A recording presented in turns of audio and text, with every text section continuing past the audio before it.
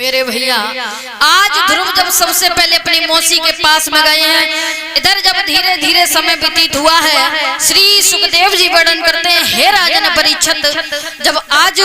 जब ध्रुव अपनी माँ के पास में जब वापस होकर के जब गए हैं, तो आज ध्रुव की माँ,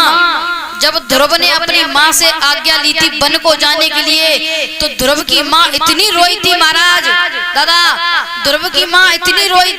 रोई थी कि आंखों से भी कम दिखने लगा था, यानी आंखों से बिल्कुल भी नहीं दिख रहा था, क्योंकि ध्रुव की याद में माँ ने रो रो कर के आंखें अपनी बेकार कर ली थी। तो महाराज आज ध्रुव अपनी माँ के पास में जब गए हैं, जैसे ही माँ के पास में गए तो ध्रुव ने जवाब दिया, बोले माँ,